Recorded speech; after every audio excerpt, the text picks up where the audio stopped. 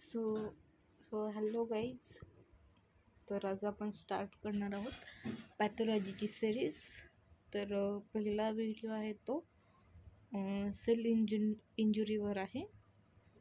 तर आज आपण आपला आजचा टॉपिक आहे सेल इंजुरी.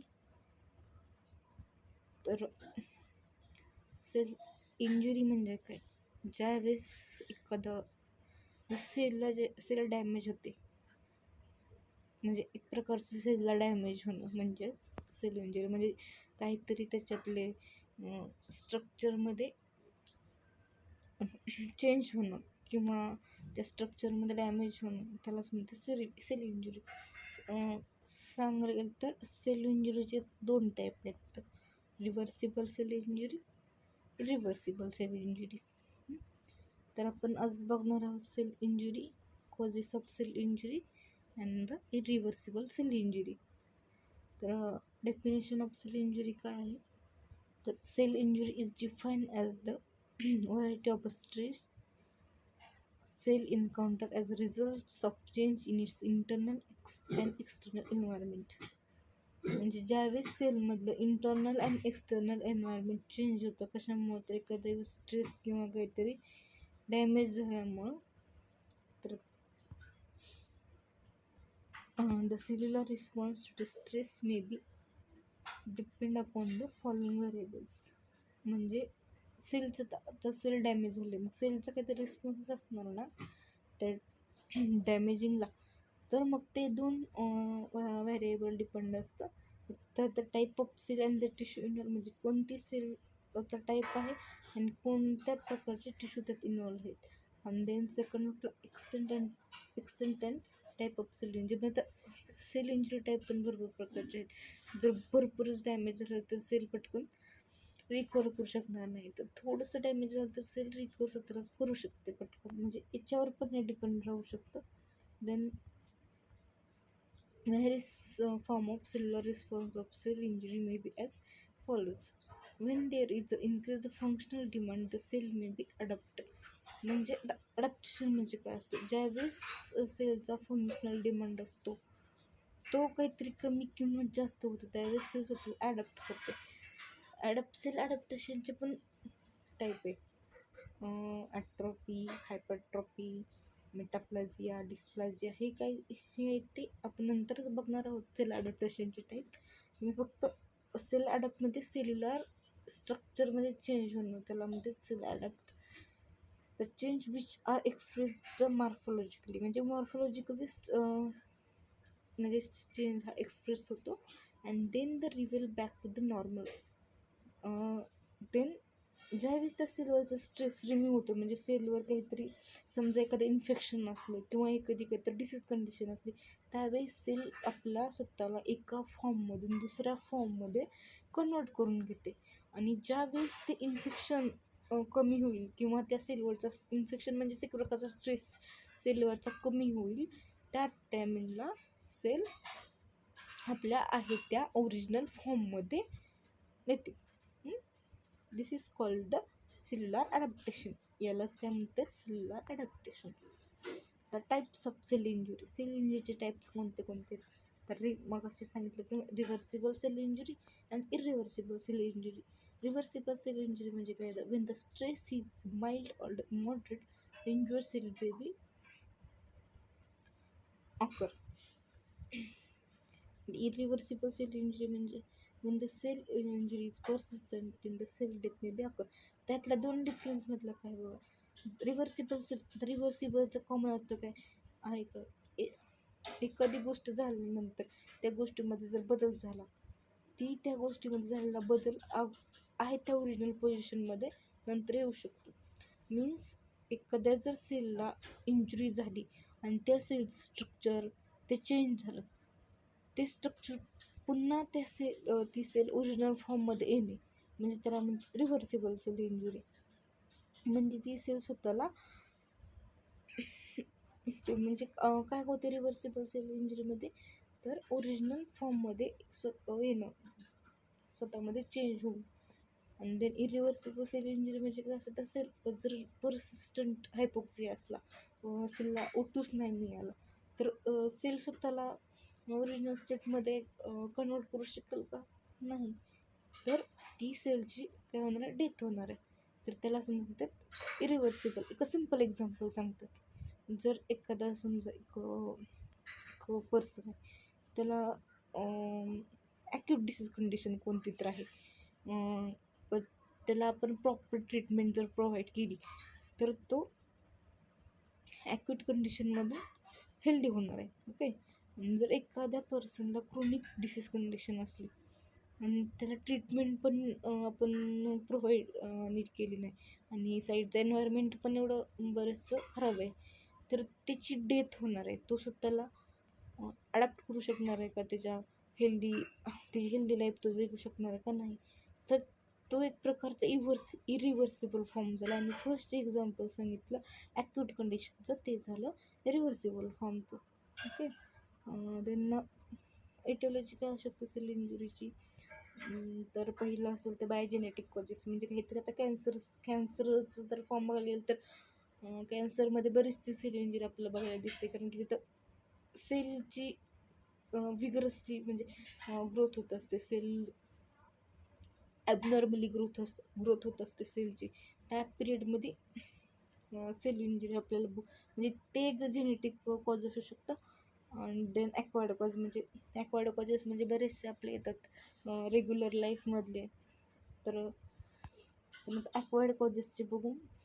ॲक्वायर्ड कॉजेसचं फर्स्टमधलं जे आहे ते हायपोक्सिया अँड इस्चेमिया. हायपोक्सिया म्हणजे काय, तर लेस O2 सप्लाय टू सेल. हायपोक्सिया म्हणजे O2 सप्लाय, O2 सेलला कमी सप्लाय होणे. आणि इशेमिया काय, तर इशेमिया म्हणजे लेस O2 अँड न्यूट्रिएंट सप्लाय, त्याच्यामुळे तिथं जे नेक्रोसिस होतं त्याला म्हणतात ischaemia. Deficiency of O2 here hypoxia result in the failure to carry out this activity by the cell. म्हणजे O2 सप्लाय कमी असल्यामुळे सेलच्या ज्या ॲक्टिव्हिटी असतात त्या सेल करू शकत नाही. This is the most common cause.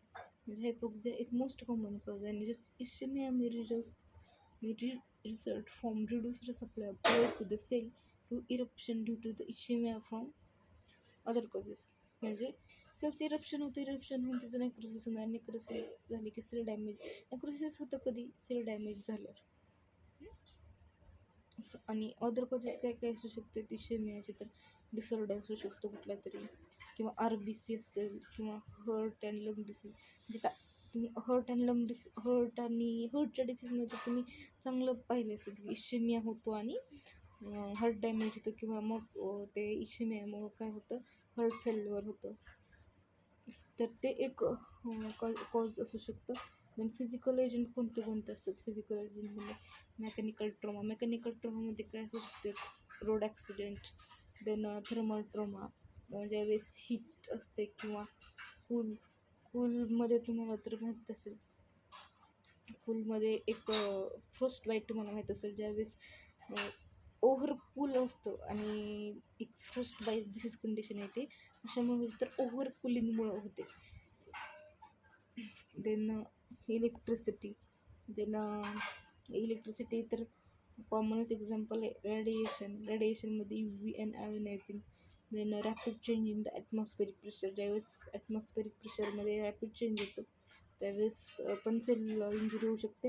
And third is the chemical drugs. केमिकल्समध्ये कुठले नाही, OPP पॉइझनिंग, नंतर मर्क्युरी हे एक डेंजरस आहे. आपण मर्क्युरीचं then the strong acid, then alkalis, then environmental pollutants, then social agents like alcoholic and नार्कोटिक्समुळे पण cell injury होऊ शकते. देन मायक्रोबियल एजंट कुठले असू शकतात, तर मायक्रोबियल म्हणजे कुठले तर बॅक्टेरिया व्हायरसमुळे जे इन्फेक्शन होतं ते मायक्रोबियलमध्ये येतात. Infection by the bacteria, rickettsiae, viruses, fungi, protozoa and the other parasites.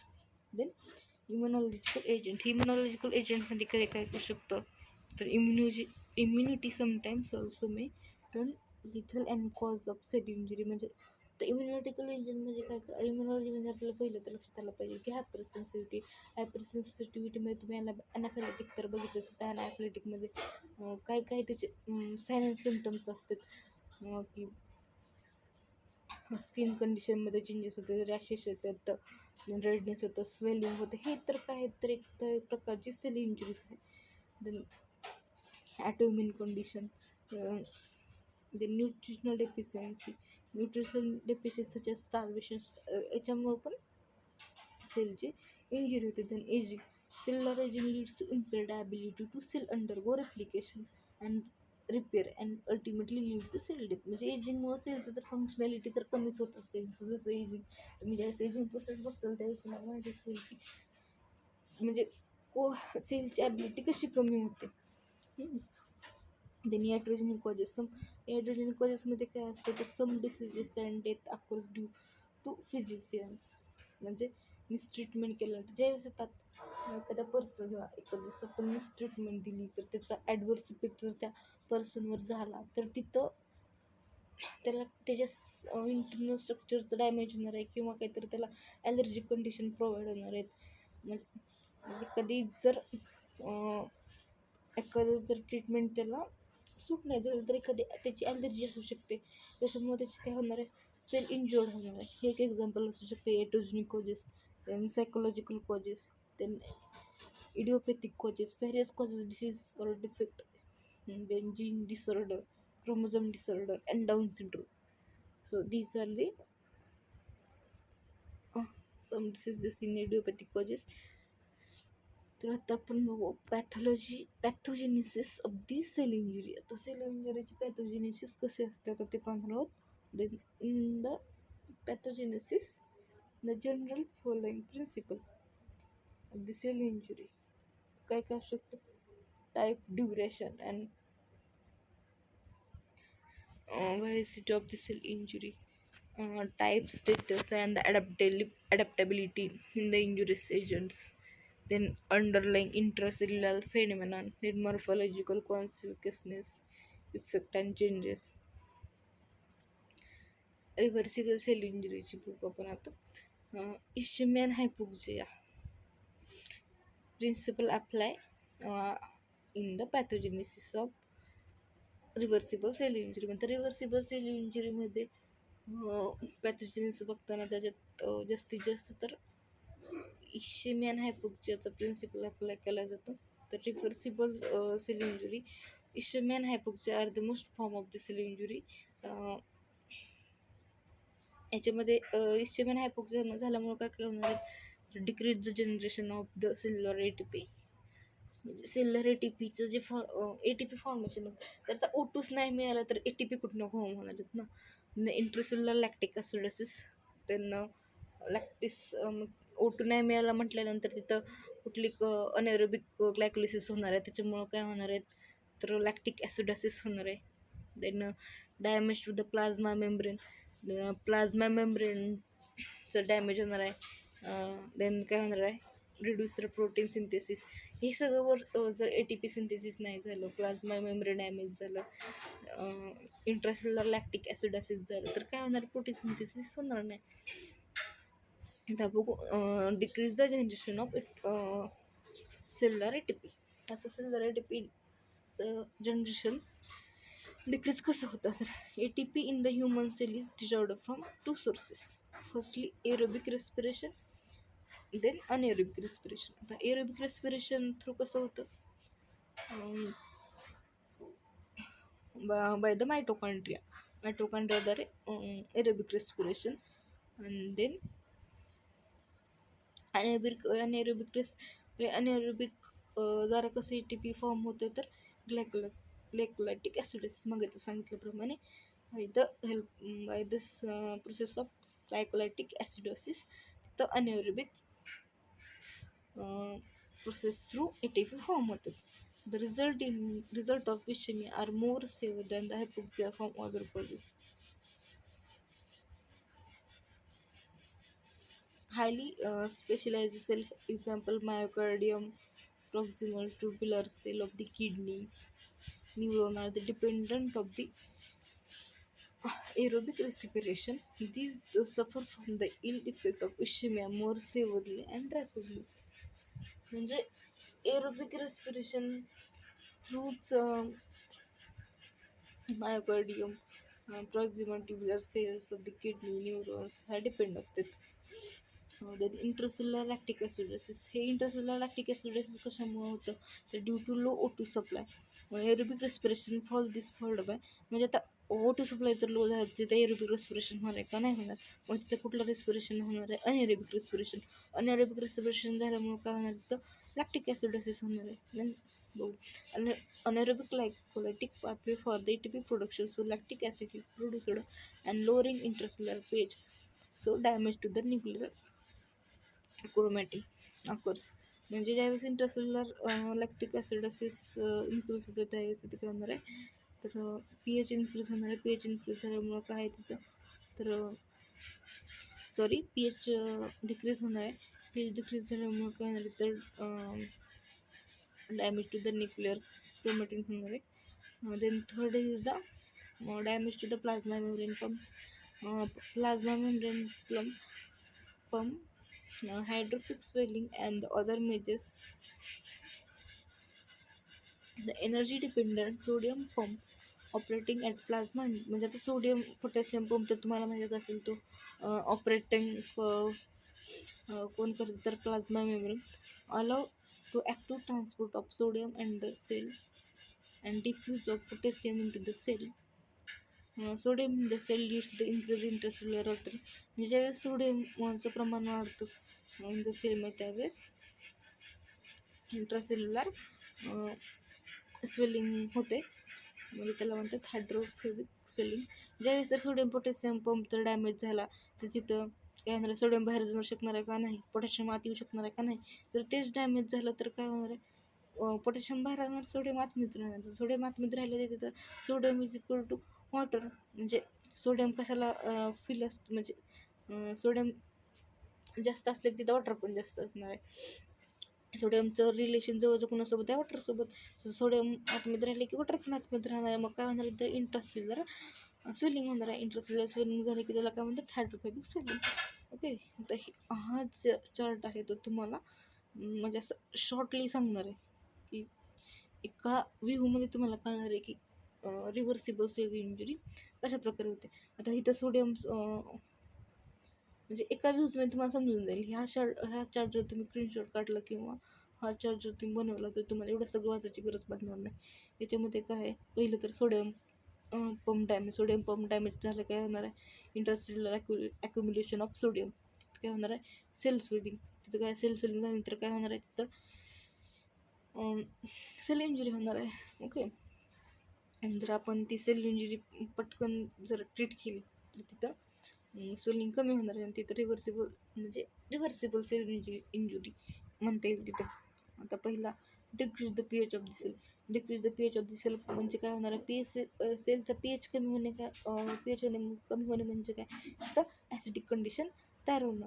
मग तिथं ॲसिडिक कंडिशन तयार झाली की म्हणजे आपण मगाशी पाहिल्याप्रमाणे की लॅक्टिक ॲसिडोसिस कशामुळे होतं तर अनएरोबिक रेस्पिरेशन कशामुळे होतं तर O2 सप्लाय कमी असल्यामुळे तिथं काय होतं अनएरोबिक रेस्पिरेशन होतं आणि त्याच्यामुळं सेलचा पी एच कमी होतो.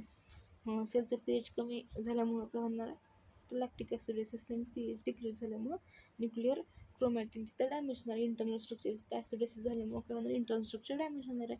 Then third is the endoplasmic reticulum swell. जर आता इंटरनल स्ट्रक्चर डॅमेज झालं किंवा कशामुळं तर सोडियम पंप ह्याच्यामुळं किंवा तिथे इंट्रासेल्युलर स्वेलिंग झाल्यामुळे तिथं काय होणार एखाद्या वेळेस तर इंडोप्लाझमिक रेटिक्युलम स्वेल झालं तर डिटॅचमेंट ऑफ रायबोझोमची डिटॅचमेंट होणार आहे. रायबोझोम डिटॅच झालं की तिथं काय होणार प्रोटीन सिंथेसिस डिक्रीज होणार आहे. जर रायबोझोमच डिटॅच झालं, रायबोझोमचं महत्त्वाचं काम काय असतं तर प्रोटीन सिंथेसिस. जर रायबोझोमच तिथं नसलं तिथं प्रोटीन सिंथेसिस कसं होणार आहे नाही होणार. तिथं decrease in the protein synthesis. So this is the all over about the reversible cell injury. Okay, तुम्हाला लक्षात आलं का हे एकदा चार्ट समजून घ्या, एकदा नीट वाचा, एका व्ह्यूमध्ये समजून जाईल. 2 मिनिटाचं काम आहे, एका व्ह्यूमध्ये हे सगळं समजून जातं. हे रिड्यूसर प्रोटीन सिंथेसिस आपलं म्हणजे मग अशी राहिलेलं काय असतं डिस्पर्स्ड रायबोझोम म्हणजेच रायबोझोम सेपरेट झालेलं as a result of continued hypoxia, ribosomes are detached from the granule endoplasmic reticulum and inactivating their function. म्हणजे रायबोझोमचा सेपरेट झालं ते त्याचं फंक्शनच इनॅक्टिवेट होणार आहे आणि प्रोटीन सिंथेसिस व्हायचं बंद होणार आहे. Up to this point withdrawal of the acute stress that result in the irreversible set injury and restore to the normal state. जर एका जो आत्ता आपण स्टेट बघितलं जर तो विथड्रॉल केलं तर ही जे झालं आहे ना, म्हणजे आत्ता आपण वरी बघितलेलं ATP सिंथेसिस लो होणं किंवा सोडियम पोटॅशियम पंप डॅमेज होणं किंवा प्रोटीन सिंथेसिस कमी होणं, तर स्ट्रेस रिमूव्ह केल्यानंतर ते सगळं रिस्टोर होईल. रिस्टोर होण्यास ह्याला काय म्हणतात, रिव्हर्सिबल सेल इंजुरी. तर रिव्हर्सिबल झाली तर रिव्हर्सिबल करून घ्या. So thank you. Like, share and subscribe to our Marathi channel. काही समजत नसेल तर कमेंट करून सांगा please. And please subscribe to our channel. असेच इन्फॉर्मेटिव्ह व्हिडिओज पॅथोचे तुम्हाला मिळत राहतील. थँक्यू.